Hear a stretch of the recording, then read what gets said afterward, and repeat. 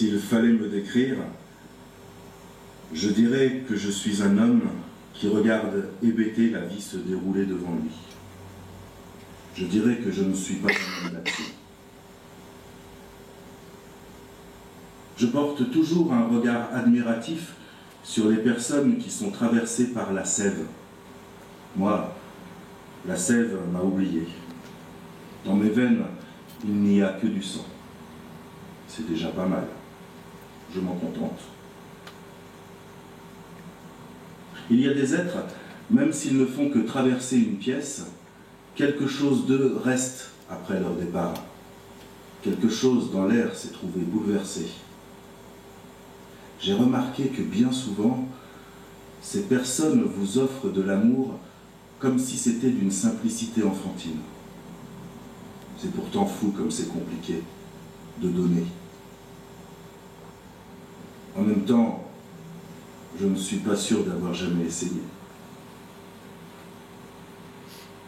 Chez moi, tout glisse, rien ne s'accroche.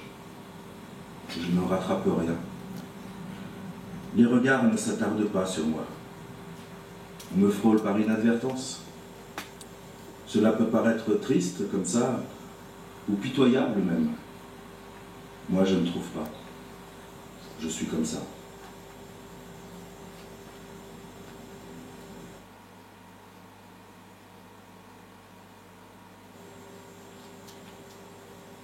Je n'ai jamais très bien su ce que signifie réussir sa vie. Toutefois, il y a une expression que j'aime bien. Faire son petit bonhomme de chemin. J'aimerais bien dire avec une pointe de fierté satisfaite, je fais mon petit bonhomme de chemin. Un petit bonhomme qui sème de petits cailloux le chemin qu'il dessine.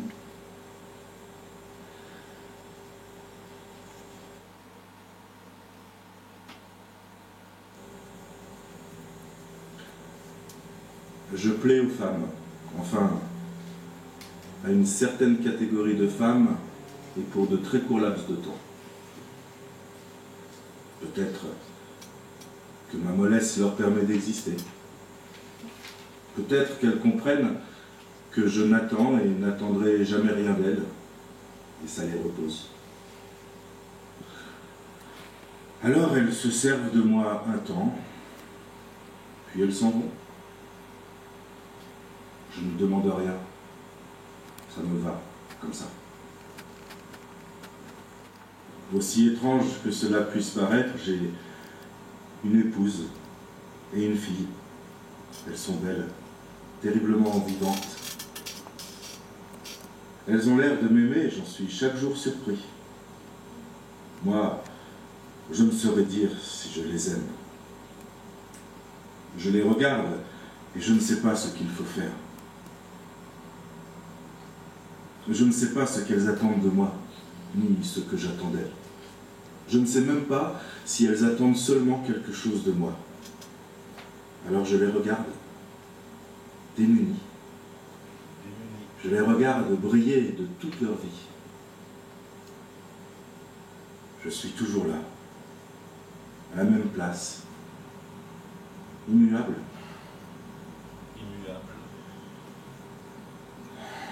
Je suis leur présence exaspérante et rassurante. Elles peuvent aller, venir, partir, revenir, m'engueuler, m'aimer. Je suis toujours là, à la même place. À la même place.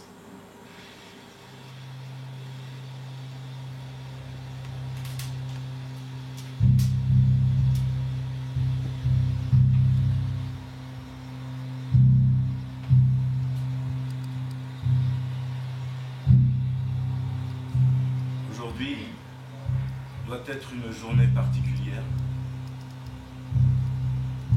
Une journée dont on dit qu'elle a été un tournant dans votre vie. J'imagine que ce doit être une journée comme celle-ci.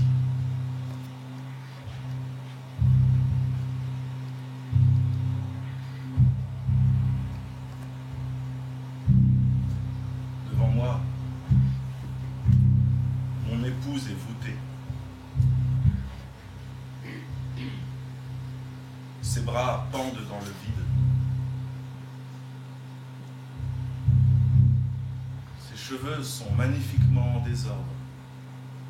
Un vrai chaos. Putain que c'est beau. D'épaisses perles tombent de ses yeux.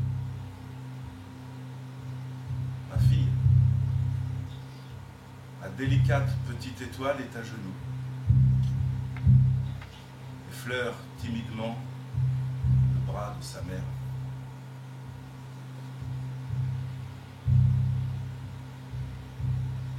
Ma fille me regarde par-dessus l'épaule de sa mère. Elle fixe son regard profond en plein dans mes yeux. Aïe, elle plante ses iris perçants dans les miens. Acérés, vifs, pourtant aimants. Je devrais réagir, pas grand-chose, une parole, un geste. C'est tout ce qu'on attend de moi, je le sais. Au lieu de cela, je regarde ce tableau que j'ai peint malgré moi. Il suffirait d'un rien. C'est ce qu'elle me dit. C'est ce qu'elle attend de moi, un rien, et moi, je ne fais rien. Je les regarde.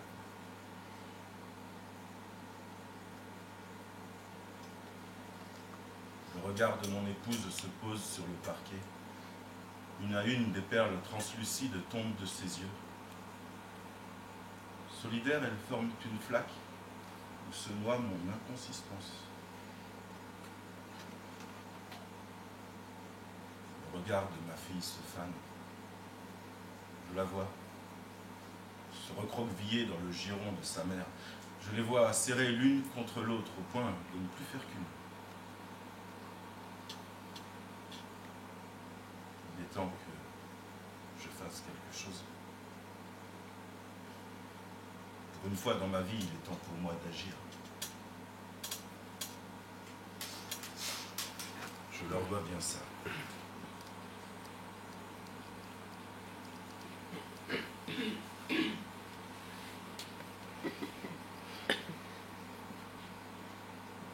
chose que je trouve à faire est de me lever, d'entasser quelques affaires en vrac dans un sac plastique, d'attraper mon violon et de partir.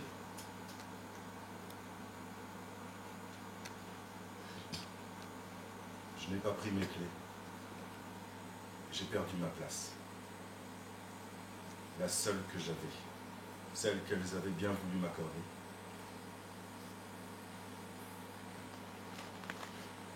Je sais ce que je perds. Je ne mesure pas le gouffre dans lequel je vais m'enfoncer, mais je sais ce que je perds.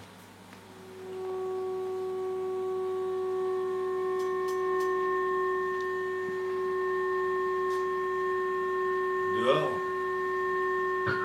le soleil écrase tout relief. La chaleur colle ma chemise à ma peau. Je suis dégoulinant. Je ne ressens rien, bordel. Je marche au hasard des rues.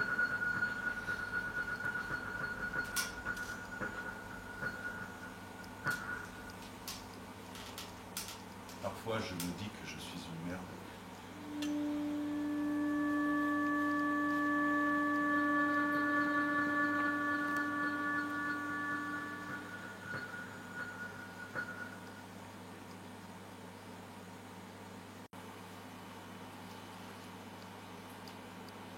Regardez-le qui se regarde dans son fort intérieur. Il se regarde et vous regarde comme dans un miroir. Regardez-le qui se perd dans ses pensées. Un vrai labyrinthe, ses pensées. Il ne s'y retrouve plus lui-même. C'est con.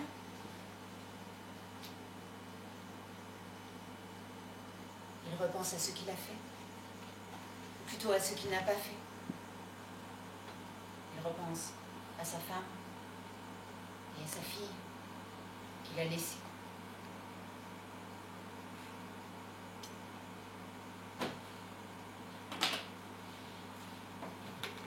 Il se sent bien seul maintenant. Tout glisse. Rien ne s'accroche. Tu te parles.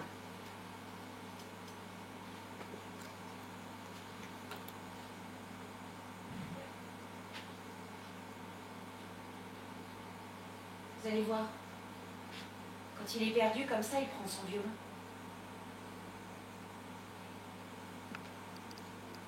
Ah, j'oubliais. Il a mis sa prothèse. Il a un acouphène. Et maintenant, il y a ce truc en plastique qui fait rempart à sa musique. C'est sa dernière trouvaille. Ça s'appelle un bruiteur. Un bruiteur, si tu veux. Forcément, pas un son ne sort. Enlève ton bruiteur, bordel, et joue. On n'attend que ça. Joue.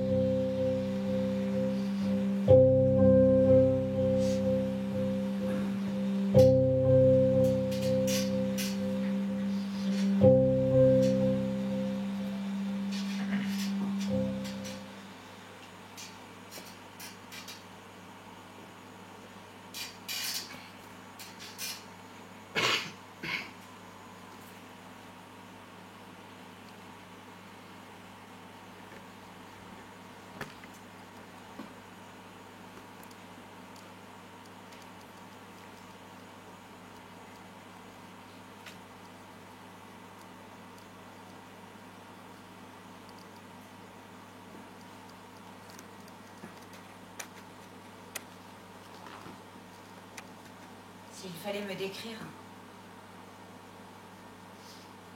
je ne sais pas. Il y a des gens qui sont capables de dire je suis comme ci, et avec moi il faut s'attendre à ça. Je trouve qu'il y a quelque chose d'extraordinaire dans cette capacité à affirmer qu'il en est. Moi, je ne sais pas faire ça. Je me sens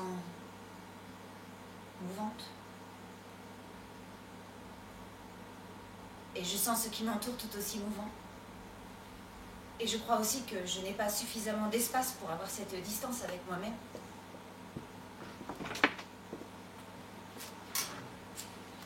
Je ne sais pas parler de moi. Ça me met mal à l'aise.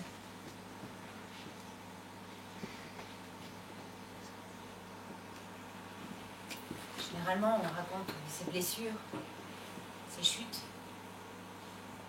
Là où on a été victime. Victime d'injustice, victime des autres. Parce qu'on pense que c'est plus fondateur que le reste. Parce que après les blessures arrive le fameux concept de la résilience.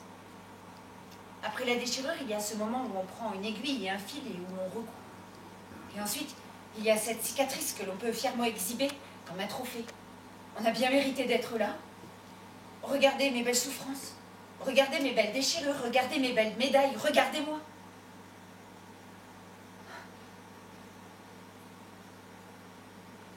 Qu'on me regarde. C'est peut-être tout ce qui m'intéresse finalement.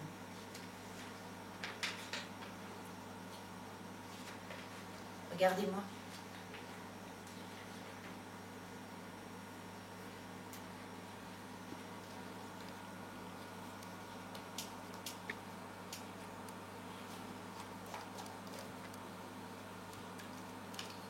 Je peux être la femme que vous voyez.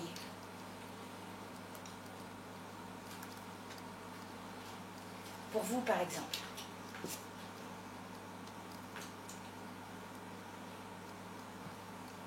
Je vis dans la ville où je suis née.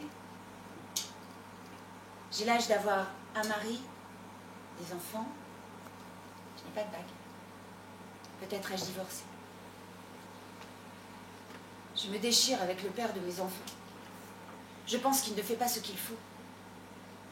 Mes enfants sont la plus belle chose qui me soit arrivée, mais aussi la pire. Je me sens seule. L'autre jour, dans la rue, j'ai croisé un homme. J'ai voulu l'arrêter pour lui dire à quel point je le trouvais désirable, à quel point je... Au dernier moment, j'ai baissé les yeux et j'ai accéléré le pas. Je n'ai pas osé, comme toujours.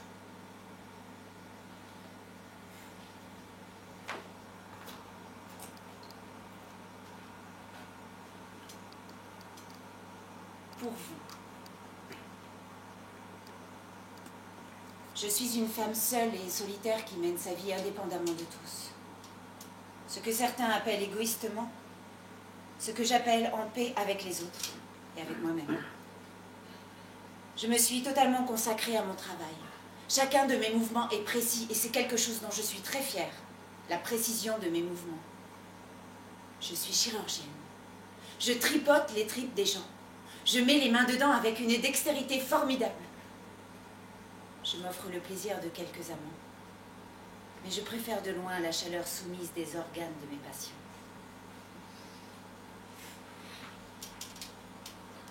Je pourrais bien être une de ces deux femmes. Et je le suis. À certains égards.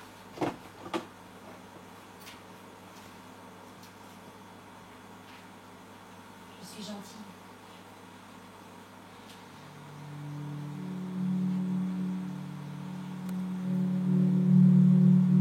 Je suis gentille. Le don de moi est une errance. Une perdition qui me transforme et me façonne. C'est ce qui fait de moi ce que je suis aujourd'hui.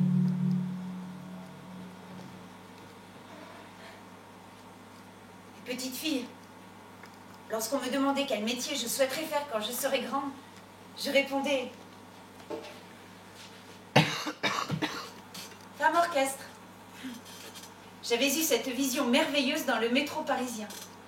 Petite provinciale que j'étais alors, me sentant enfermée dans les tunnels anxiogènes du métro, ma main enroulée dans celle de mon père.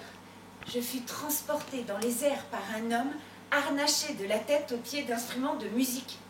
Un air joyeux et évident émergeait de sa silhouette complexe. Les passants passaient et lui, il était là, fort de sa musique et de ses instruments, offrant à tous son univers bariolé et loufoque. Je l'ai trouvé magnifique, formidable, admirable. Et ce fut une révélation. Et quelle révélation?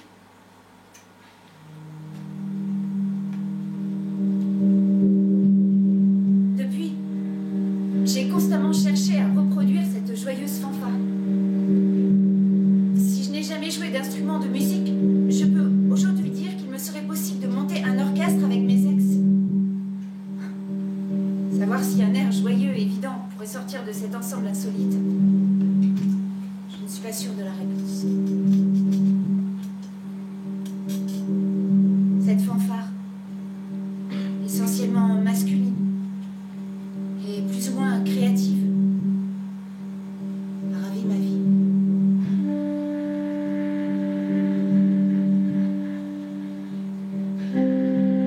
J'ai aimé beaucoup d'hommes. Je les ai tous aimés pleinement, avec une grande sincérité. Je les ai aimés à ma façon. Je les ai aimés comme ils avaient envie que je les aime. Je les ai accompagnés un temps dans leur vie.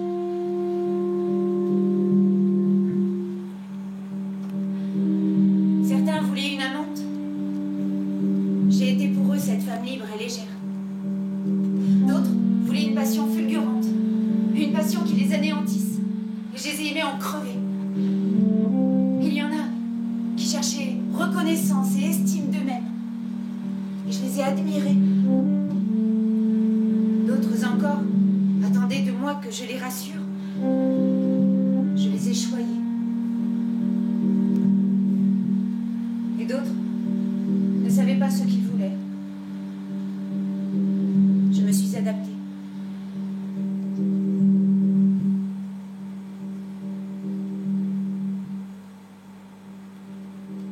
Je recherche le plaisir. On y voit ma légèreté. J'y vois ma résistance. Je revois la jouissance. On y voit ma futilité. J'y vois mon combat. Je construis ma réalité à coups de dons de ma personne. Un jour, je raconterai mon plaisir à vivre. La façon dont je jouis de toute ma peau, de tous mes sens. La façon dont je me donne entièrement à l'être aimé. Je vous parlerai de toutes ces vibrations sublimes et parfumées qui m'envahissent à l'approche du beau et à tout ce que j'offre en échange. Je suis gentille. Et je m'offre joyeusement pour autant qu'un être ait la grâce de m'aimer. Cela me procure des sensations de bonheur. Le bonheur est parfaitement éphémère. Je le sais. En cela, il est très fiable.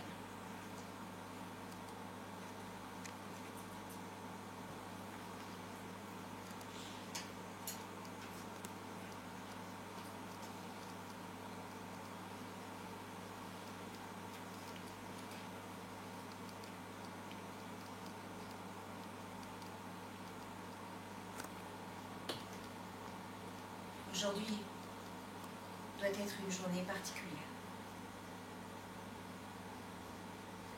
Une journée dont on dit qu'elle a été un tournant dans votre vie. J'imagine que ce doit être une journée comme celle-ci.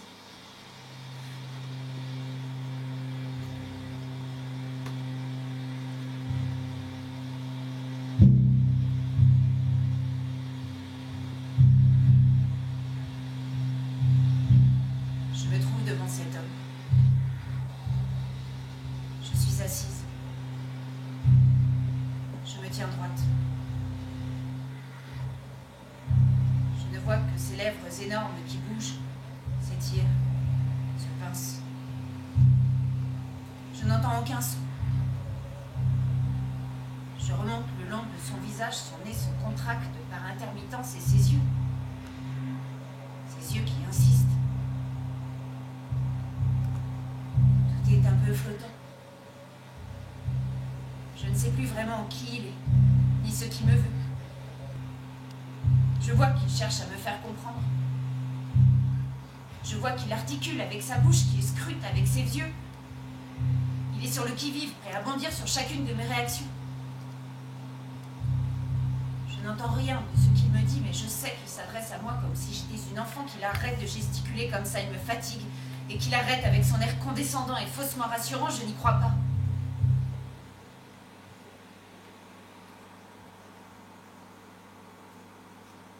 De toute façon, je sais.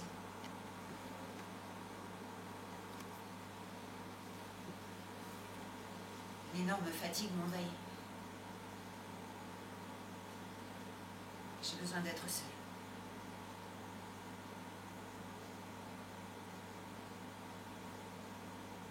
Je vous assure qu'à cet instant, j'ai ressenti pour la première fois ce qu'est la vieillesse. Pour la première fois, j'envisage un futur. Et je réalise que ce futur m'emportera vers ma propre fin. Et je me demande si je ne me suis pas trompée, quelque part. Mais l'homme en a fini avec moi et il me raccompagne jusqu'à la porte. Il me serre la main. Et au moment où je lui tourne le dos pour sortir, il pose son autre main condescendante sur mon épaule et me dit « À demain ». Bien sûr, je ne prends pas la peine de lui répondre.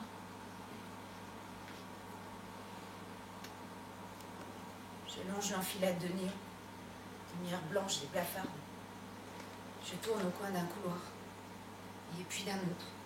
Et il se peut que je sois déjà passée par celui-ci. Je continue. Je marche. J'avance. J'atteins la limite d'un couloir, un cul-de-sac. Je m'arrête. Je me retourne. Pas le choix. Je refais le parcours. Retour à la case départ. Je cours. Tous mes muscles y participent. Puissante, poussant. En un clin d'œil, me voici devant cette même porte qui s'est fermée sur moi. Et l'homme à la blouse blanche est là, avachi dans son gros fauteuil noir. Il me regarde, bouche ouverte. Je lui offre mon plus beau sourire, puis je me rue sur lui. Je le renverse sur son fauteuil et lui fourre ma langue dans sa bouche. Je tourne, je virevolte dans la bouche du vieux, une rumba dans son palais. Voilà mon vieux, ça c'était pour toi. Et maintenant je sors. Et maintenant il ne me raccompagne pas, il ne pose pas sa main désespérante sur mon épaule. Il est affalé comme une crêpe sur son fauteuil. Sa bouche est toujours ouverte, pleine de mon baiser. Et moi je rejoins la lumière du dehors.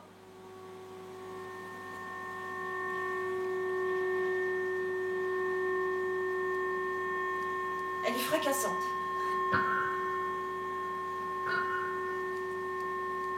La chaleur me plombe le corps et colle instantanément ma robe à ma peau.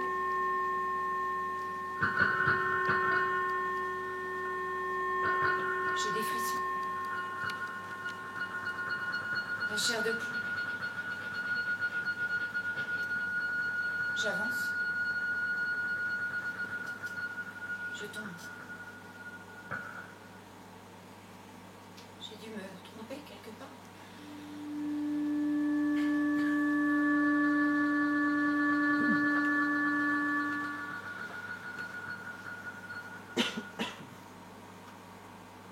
Regardez-la comme elle se regarde. C'est toujours la même histoire. Dès qu'elle croise un miroir, elle ne peut plus détacher son regard, fascinée par son image. Et si elle est tellement fascinée, c'est parce qu'elle ne se reconnaît pas. Elle passe son temps à essayer de voir ce que les autres voient d'elle. Regardez-la, comme elle ne se reconnaît pas, comme elle passe à côté d'elle-même. Elle s'agite en tous sens dans l'espoir d'attraper un peu de son essence.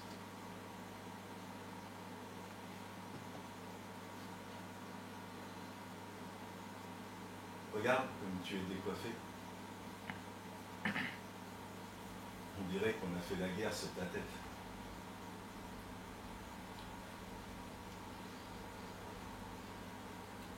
Dis-leur l'histoire. Ton histoire. Raconte ce que tu appelles ton monstre.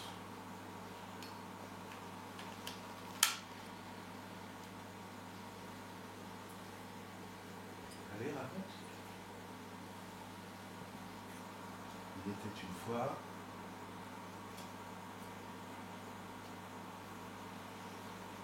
Vas-y, parle.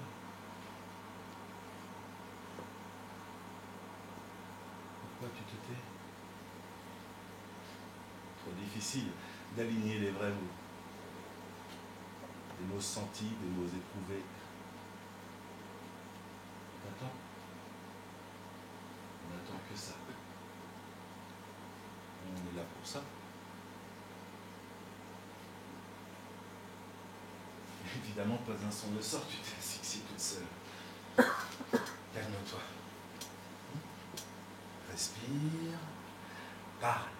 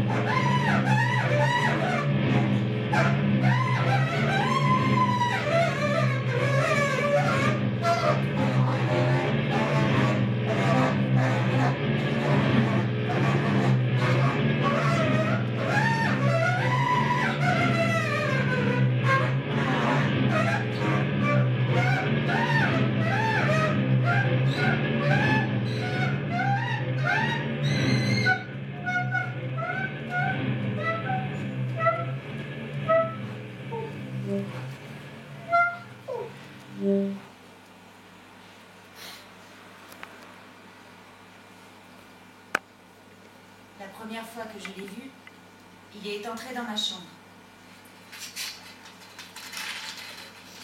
Sans frapper. Essoufflé. Il portait une blouse verte. Et il était agrippé à une drôle de machine sur roulette qui émettait des bips rapprochés. Il est resté là, un temps, le regard perdu. Je ne crois pas qu'il m'ait vu. Il a inspecté le couloir en glissant sa tête à travers la porte. Puis, il a quitté la pièce à toute allure. À sa sortie, j'ai vu ses fesses. Elles sont apparues entre les deux pans ouverts de sa blouse verte nouée n'importe comment. À son départ, j'ai été prise d'un léger vertige. Qu'est-ce que c'était que ce truc? 5 minutes plus tard, il était de nouveau dans ma chambre. Porte fermée, bloquant l'accès au tout venant. Il avait un air traqué. Et les bips de sa musique, de sa machine se faisaient de plus en plus rapprochés. Le truc s'est enfin aperçu de ma présence. Il m'a regardé avec son air hébété. Il est resté planté là, les bras le long du corps, comme un tronc d'arbre qui se serait enraciné en plein milieu d'une allée.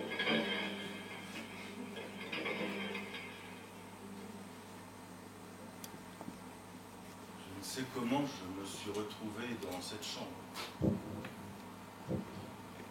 Il y avait une odeur étrange.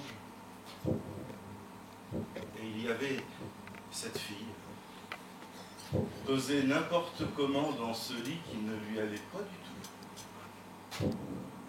Je l'ai regardée conscient que je m'étais vêtu que d'une blouse verte, je me suis senti me liquéfier. J'avais la sensation que mes mains lourdes allongeaient mes bras mous pour aller se fondre dans le lino. C'était pathétique. J'avais tout l'air d'un ovni qui se serait craché sur une planète inconnue.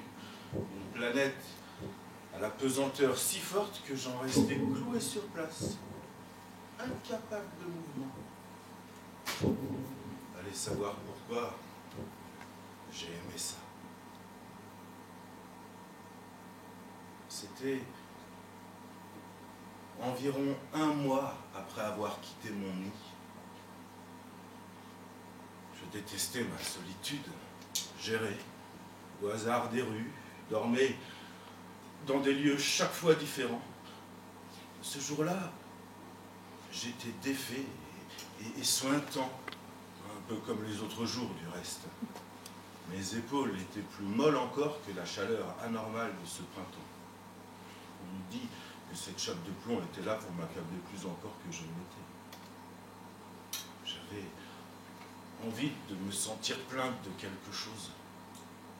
Plein de n'importe quoi, pourvu que je cesse quelque temps d'être le spectateur de ma propre vacuité.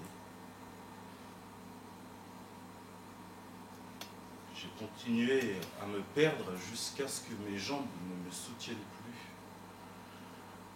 Jusqu'à sentir enfin la vague monter en moi. C'est une vague que je connais bien.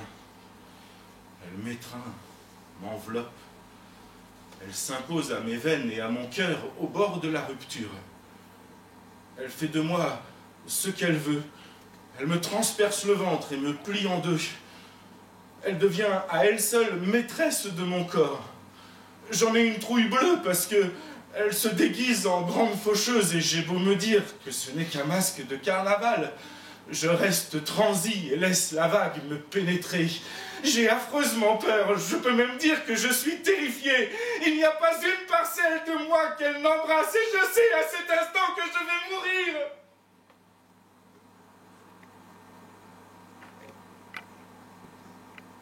Je ne meurs jamais. Ce n'est pas si simple. Il paraît que ce n'est pas si simple. Il paraît que la mécanique du corps est bien plus complexe que ça. Je ne peux pas imaginer que ma mécanique à moi soit bien compliquée. Je la suppose très basique et je ne vois pas pourquoi il serait difficile que cela s'arrête. L'histoire. Reviens à l'histoire.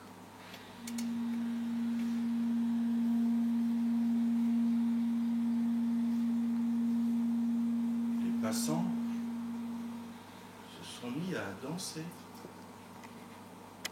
Les trottoirs à se tordre, les sons à exagérer, la lumière à m'écraser, et enfin, le ciel a fini par glisser sous mes pieds.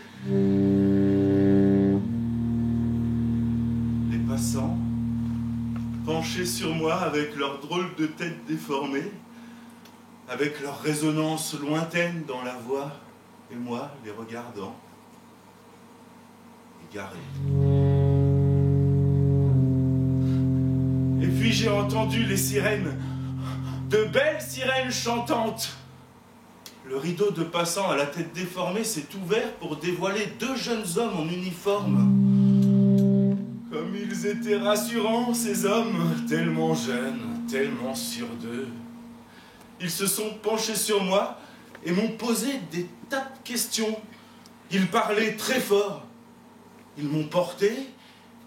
Ils m'ont allongé sur une planche pour m'enfourner dans un beau camion rouge et brillant, et la sirène qui hurlait plus fort qu'eux. Je n'étais plus qu'une petite chose qu'on trimballait comme une poupée de chiffon. J'aimais ça. À mon arrivée, des femmes m'ont poussé dans une enfilade de couloirs jaunis. Je me suis délecté des traînées de lumière que formaient les néons, des sillons perchés et clignotants. Il y avait des lits dans les couloirs, au-dedans des gens gémissants,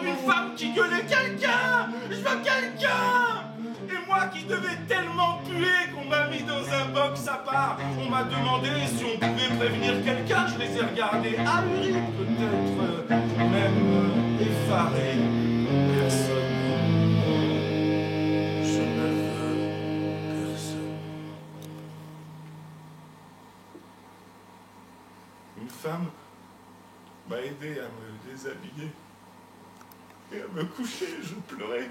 Elle me parlait doucement, me rassurait. Elle m'a fait avaler quelque chose avec un gobelet rempli d'eau. Elle m'a collé des petites pastilles rondes sur la poitrine. Elle m'a enfilé une blouse verte qui se nouait à l'arrière. Et la femme est sortie à pas feutrés.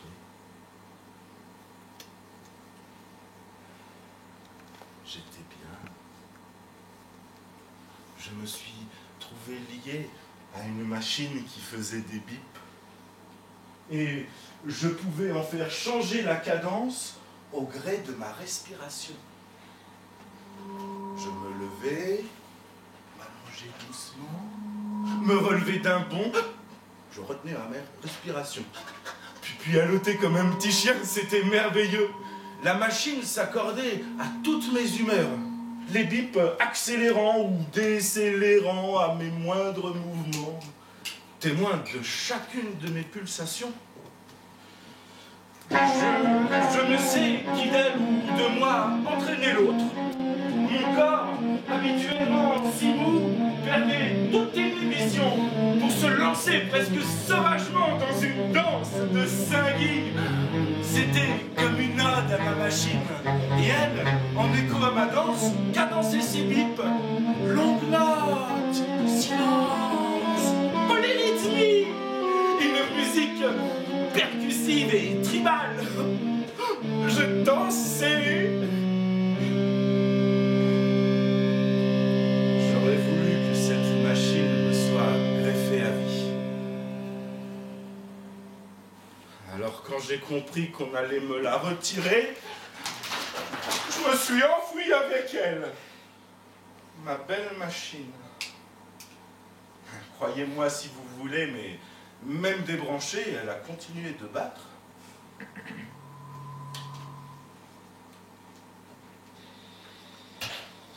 J'ai décidé qu'elle me suivrait partout. C'était la deuxième décision que je prenais en un mois. Cela m'épuisait. Alors, quand dans ma fuite, je suis passé par la chambre de cette fille posée n'importe comment dans ce lit qui ne lui allait pas du tout, je me suis dit que je pourrais bien me poser un peu. Et nous y sommes retournés, la machine et moi. Cela faisait presque un mois que j'étais enfermée entre ces quatre murs, épuisée de ne rien faire, écœurée des poisons que j'ingurgitais chaque jour. Le vieux, avec qui j'avais dansé la rumba dans le palais, m'invitait soigneusement. C'était pourtant l'homme qui m'avait approché de plus près. C'était l'homme qui avait regardé au-dedans de moi, qui avait mis les mains dedans pour y découvrir mon monstre, qui l'avait amputé, torturé, trucidé. Le vieux était devenu mon héros, et je lui vouais une sorte de culte. J'aurais pu danser autant de rumba qu'il le souhaitait. Mais je crois que ça lui faisait un peu peur. Peut-être était-ce par souci déontologique. Toujours est-il qu'il n'approchait jamais à moins de 2 mètres de moi. Je trouvais ça dommage. Mon corps était devenu aussi vieux que le sien. J'aurais pu le récompenser de sa bravoure dans une lente et patiente harmonie. Mais mon corps empêché. J'avais la sensation que tout s'était refermé autour de moi, désormais empêché de rêver.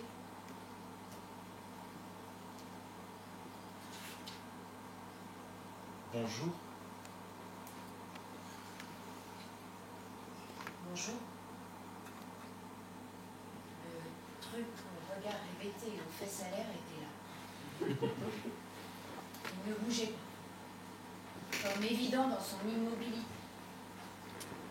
Depuis un temps, j'ai eu l'impression de voir ses bras et ses jambes s'allonger avec l'aisance fluide des tentacules d'un animal des fonds sous-marins. Ses membres allaient se fondre dans la terre et se faire ainsi.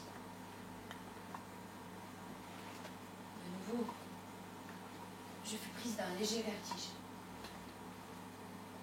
J'avais l'impression que le sol et le lit s'échappaient. À vrai dire, désarmée par sa présence, je perdais toute consistance. Aussi, je me rattrapais à mes mots en m'accrochant comme un pauvre chien mouillé à mon cahier et à mon stylo. J'écrivais. Vous écrivez? Non, je lis. Oui, c'est idiot. Écrire ou lire? Pardon? Qu'est-ce qui est idiot? Écrire ou lire? Oh non, moi. Je veux dire, c'est moi. Je suis idiot. Si vous le dites.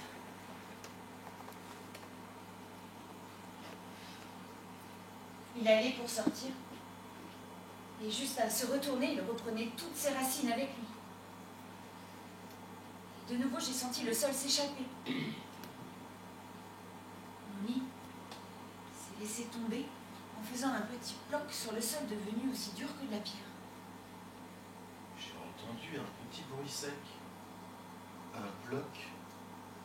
Je me suis retourné. Bip!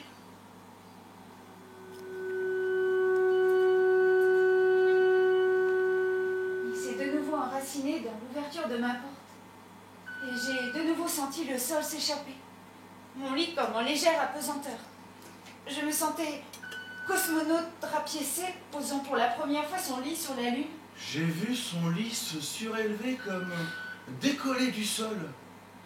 Chaque fois que je lui tournais le dos, j'entendais le Bloc. Chaque fois qu'il me faisait face, bip. mon lit se surélevait du sol. Je tentais de comprendre ce Bloc. alors je feintais et me retournais par surprise, bip, dès que j'entendais le petit bruit sourd. Bloc. Bip. À mesure qu'il se tournait et se retournait sur lui-même, les bips de sa machine étaient de plus en plus stridents, comme excités. Ils venaient se mêler au bruit de mon lit. Des blocs. Mais oui, mes blocs, mais mêlés à tes bips. Mais bip, Mes blocs. bip, Bloc. bip, Bloc. bip, Bloc. bip.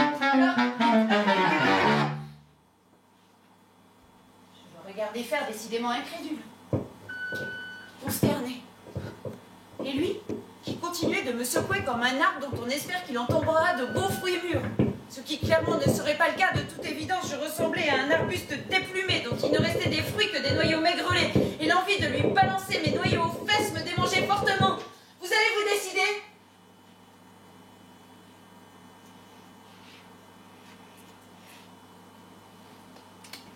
Vous restez, oui ou non?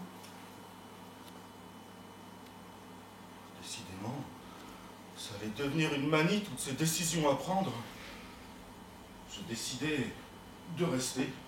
L'invitation, quelle qu'en soit la forme, était trop belle. Ma machine et moi aurions quelque temps de répit. Et il a emménagé sous mon lit.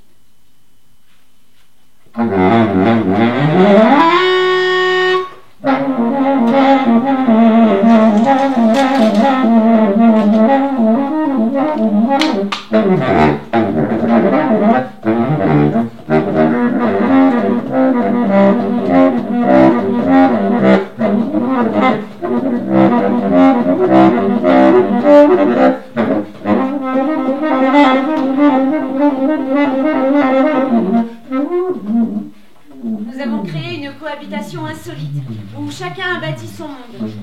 Le sien était étonnamment fourni, constitué de plein de petits objets. La plupart ne servaient à rien et semblaient avoir été glanés au fur et à mesure de sa vie. Sa machine, bien sûr, tenait une place centrale. Il paraissait disproportionné dans cet espace exigu. Son espace était très dépouillé, voire dénudé. Elle habitait une terre déserte et plate, flottant dans les airs. J'ai posé mes valises ici. Ça me plaisait que cette fille en devienne la gardienne. J'y ai passé mes journées et mes nuits. J'ai fini par faire partie des meubles. ceux qui la visitaient ne me voyaient pas.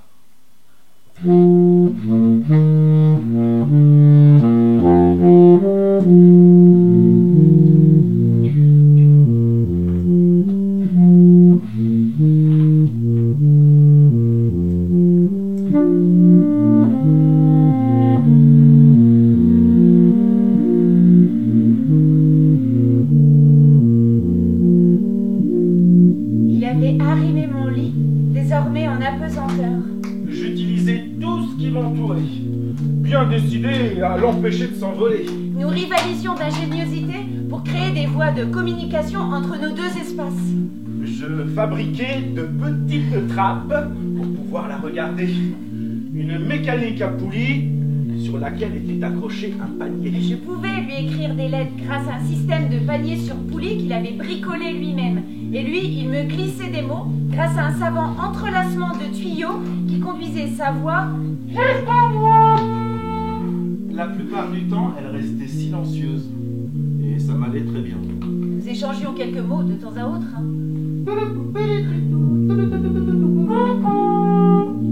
Coucou.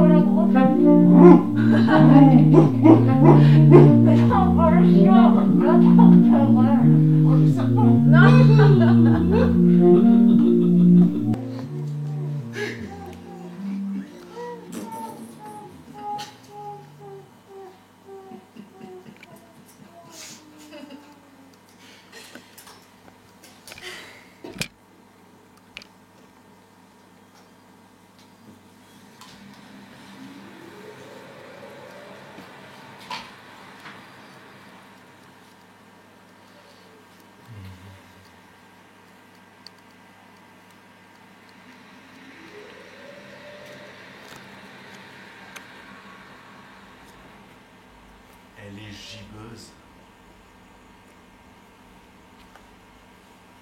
Avec 2 B. Gibbeuse avec 2 B. Oui. La lune. Elle est gibbeuse. La lune est gibbeuse. On dit cela d'un bossu. Jamais entendu.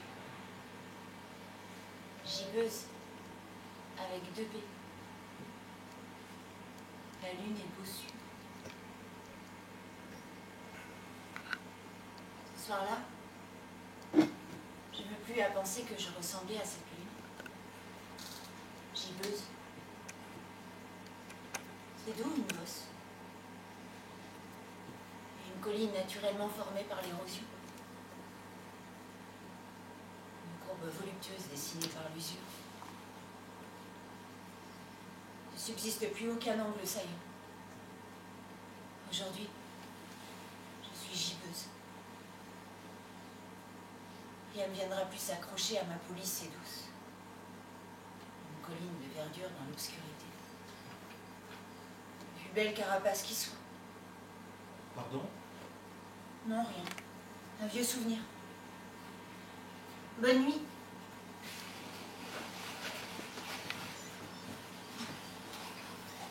Bonne nuit.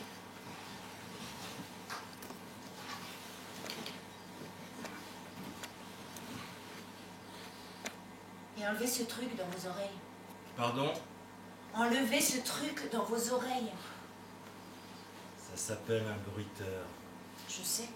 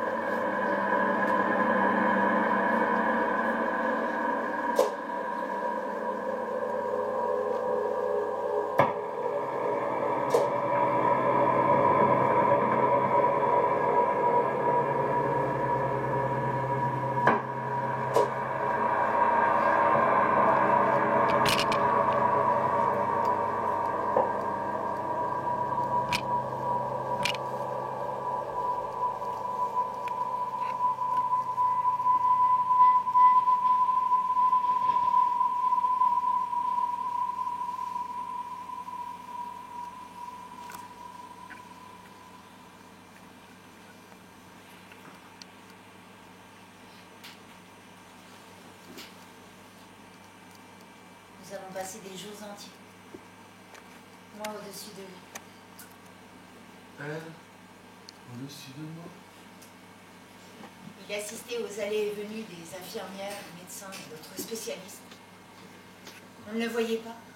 Il entendait tout, témoin de tout. Les visites que l'on me rendait, ma famille, mes amis, quelques musiciens aussi. Moi aussi, je suis musicien.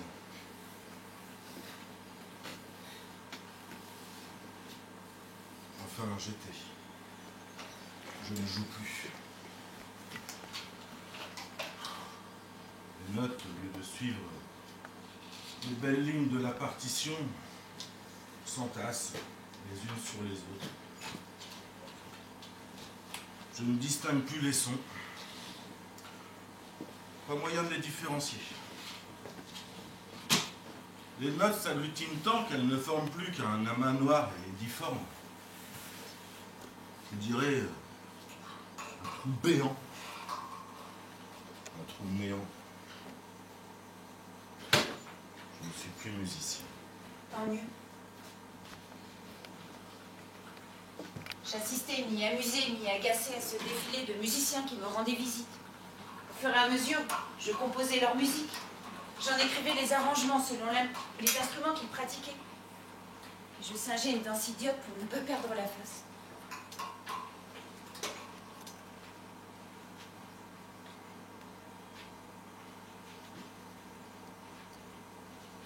Aucun de ces musiciens qui exerçaient une attraction aussi forte sur moi, aucun de ces hommes qui m'avaient aimé et qui continuaient de m'aimer, ne m'avait choisi.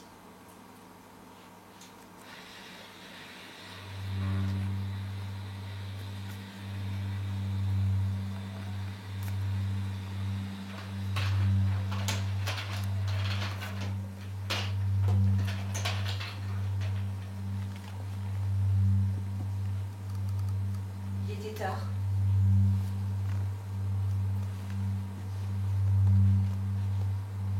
Cette évidence implacable me tétanisait.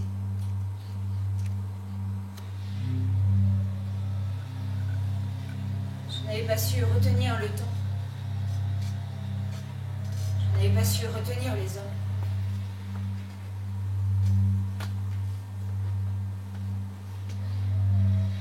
La solitude dans laquelle je m'étais lentement laissée glisser m'avait absorbé tout entier.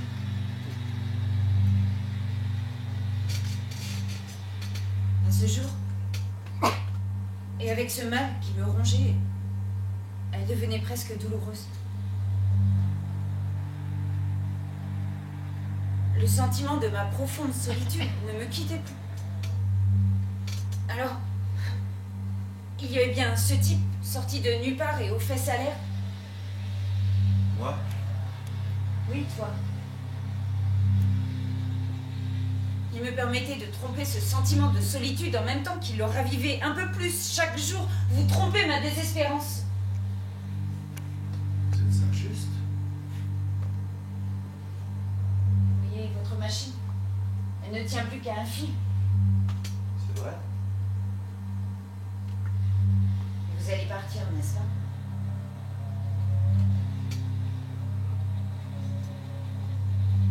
Tu te souviens la première fois où un de ces musiciens est venu te voir? Comme les autres, il avançait gauchement vers toi avec un sourire plein de tendresse et tellement démuni.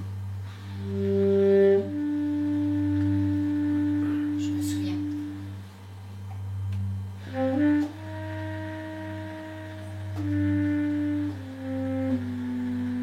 Ça aurait pu être un jour comme les autres, mais ce jour-là, tu m'as dit, ils m'aiment encore aujourd'hui. Je Je le le vois vois dans dans leur leurs yeux. Pourtant, aucun ne m'a choisi. Aucun n'a pu envisager un avenir avec moi. Peut-être parce que moi-même, jusqu'ici, je ne pouvais l'envisager. Le rêver, oui. Ça oui, qu'est-ce que j'ai pu rêver ma vie? Je voudrais le retenir, ce putain de temps. Je voudrais qu'il devienne mon amant, à défaut des hommes. Vous comprenez? J'aimerais épouser le temps. L'embrasser de toute ma tendresse, de toute ma capacité d'amour. Et elle est grande, vous savez, ma capacité d'amour. Elle est abîmée, elle subit l'érosion, tant que mon pauvre corps, mais elle est grande. Je n'ai pas su retenir le temps. Je n'ai pas su retenir les hommes. Si vous saviez comme je les envie, ceux qui vivent en couple, putain.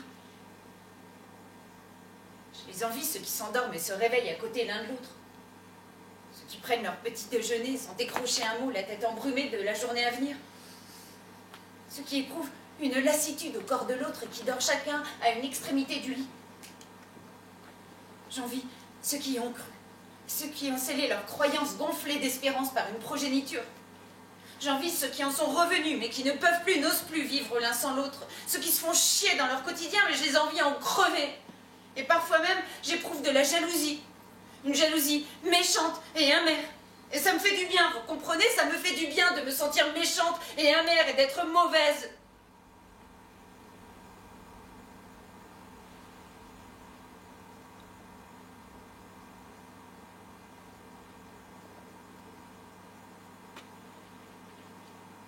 Vous savez, j'ai toujours été désirée. Désirée et aimée.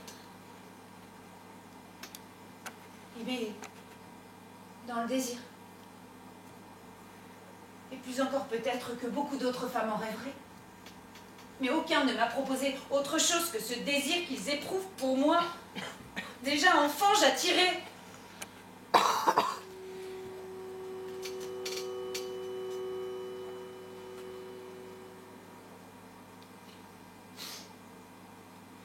J'attirais irrésistiblement.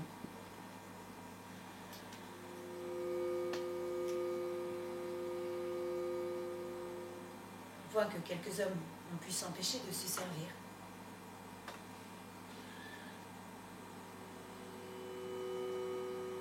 Au point qu'ils pensaient être uniques dans leurs caresses et leurs désirs pour moi. Au point que je les laissais faire. Parce que ça ressemblait à de l'amour, toutes ces caresses. Parce que ça me faisait peur aussi. J'étais une enfant. Vous comprenez? Ils ne m'ont jamais fait mal. Ils ont toujours été doux avec moi. Ils en avaient à quelque chose que je ne comprenais pas. Et ils avaient l'air d'aimer ça. Vraiment. Mais ils ne m'ont jamais fait mal. Vous comprenez?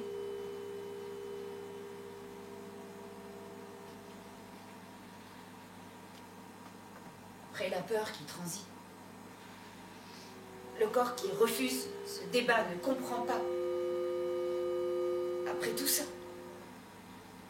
cela a fini par s'instaurer comme un mode de relation normale. Ils jouissaient de moi. Et moi, j'ai appris à jouir d'eux. J'ai fini par penser que cela devait être mon rôle. Si tant est qu'on puisse avoir un rôle dans ce monde, le mien était de faire jouir les hommes. De les faire vibrer. Et enfin, de les aimer.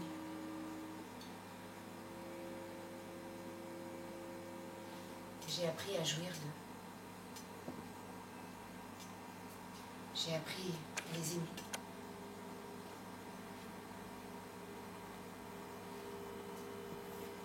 Et aujourd'hui,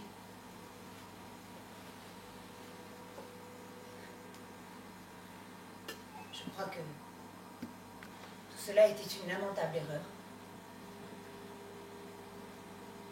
Une sottise monumentale. J'ai pris leur désir pour de l'amour.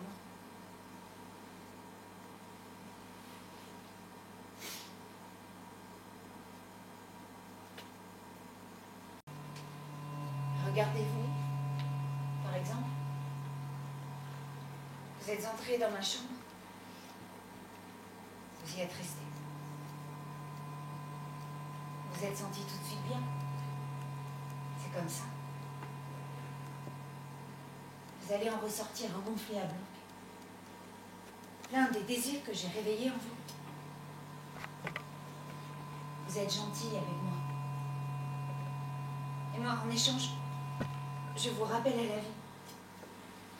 Je réveille vos sens endormis. Je les aiguise.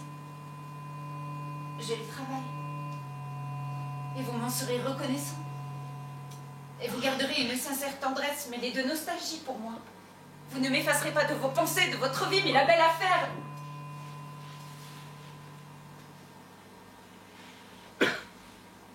Je m'en fous de rester votre amour secret. Souvenir ému de vos ébats. Je veux que vous me donniez votre quotidien, votre ennui. Je veux un soir voir votre queue pendant entre vos jambes. Je veux que vous me trompiez avec une autre et que vous me reveniez émoussé, plein de désirs coupables, vous comprenez?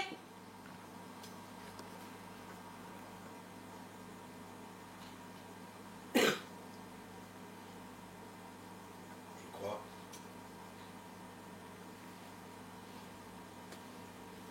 Oui. Vous allez partir, n'est-ce pas? Vous êtes injuste. Et pour qui?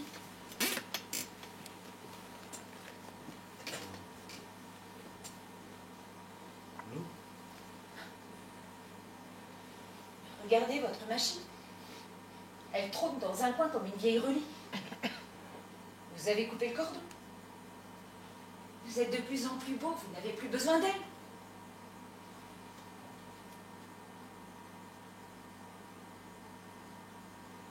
Parce que vous avez pris sa place. Oui, parce que j'ai pris sa place. Et après?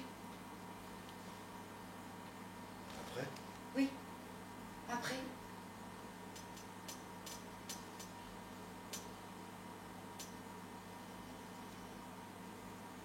Après, je vais partir.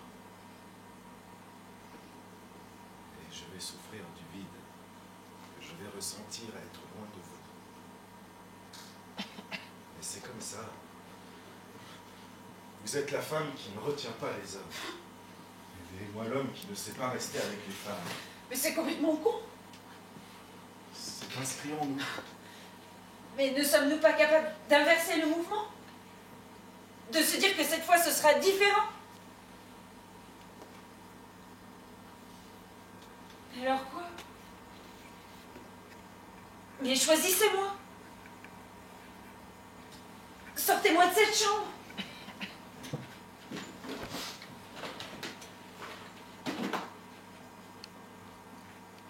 Jouez-moi la sérénade.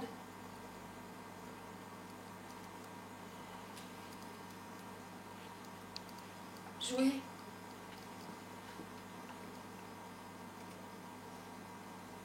Jouez, bordel, jouez!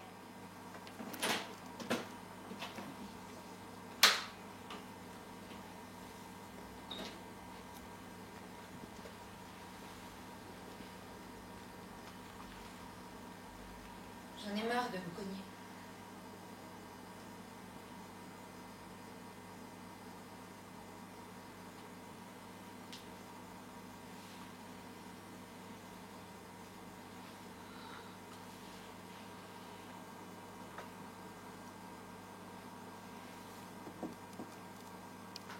J'ai mal.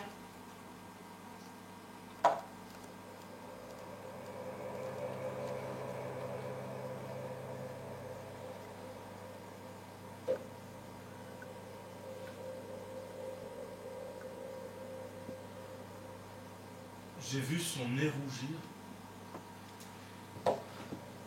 son menton trembloter, ses yeux s'embuer.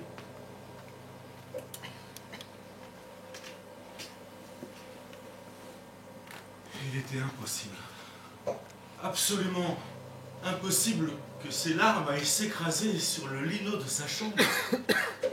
Et tu as eu ce geste Je me suis vu m'élancer vers elle. Ce geste sidérant. Et si simple pourtant. Et tellement simple que j'en ai été surprise moi-même.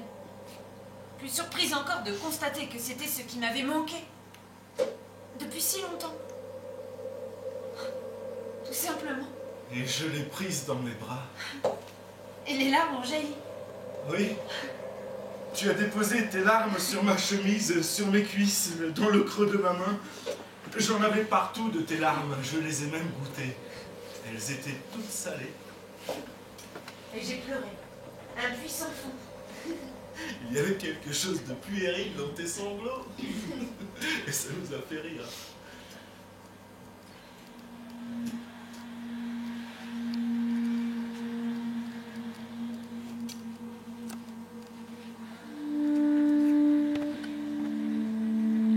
Quand je t'ai rencontrée, j'étais une enfant. Une enfant dans un corps de femme, mais une enfant. Quand je t'ai rencontré, j'étais un petit vieux. Et mon corps en avait pris tous les stigmates. Il y a longtemps, très longtemps, mon temps a cessé de battre en me laissant sur place. Il y a longtemps, longtemps, très longtemps, mon temps s'est affolé et m'a laissé à terre, les cheveux gris de poussière. À cet instant précis, Cela était comme si nos horloges à tous deux s'étaient remises en marche. une cadence ancestrale qui remontait à la surface. Un air oublié, perdu dans les recoins de notre mémoire. Boum, boum. De lourds sons de tambour. Son temps, à elle, s'est mis à accélérer. Et quant à lui, il rétropédalait avec avidité.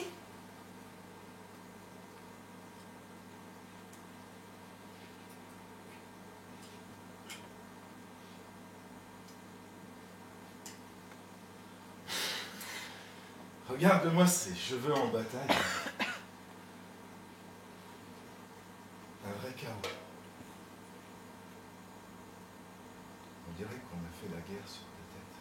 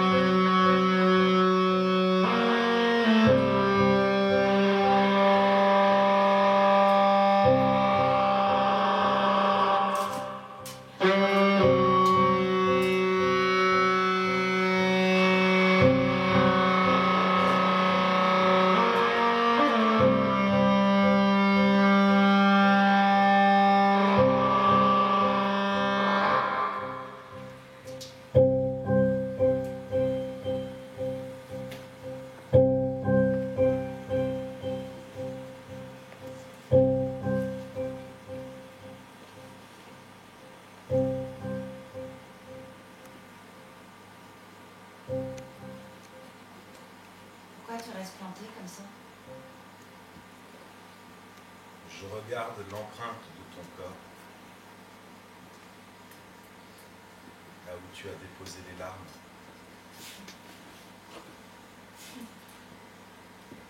Tu ris? Pourquoi pas? C'est un jeu.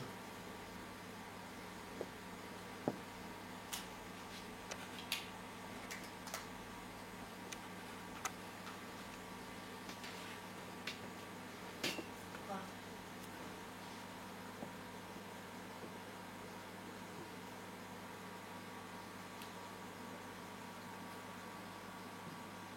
Pourquoi tu pars? Parce que c'est fini.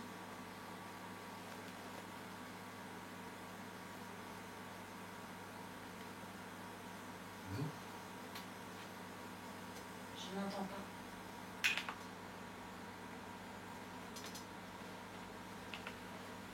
Et moi? Quoi? Tu as peur. Non.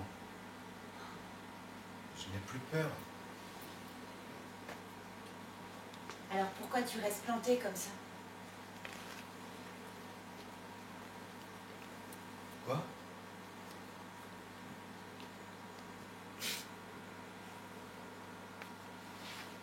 Reste. Je ne t'entends plus.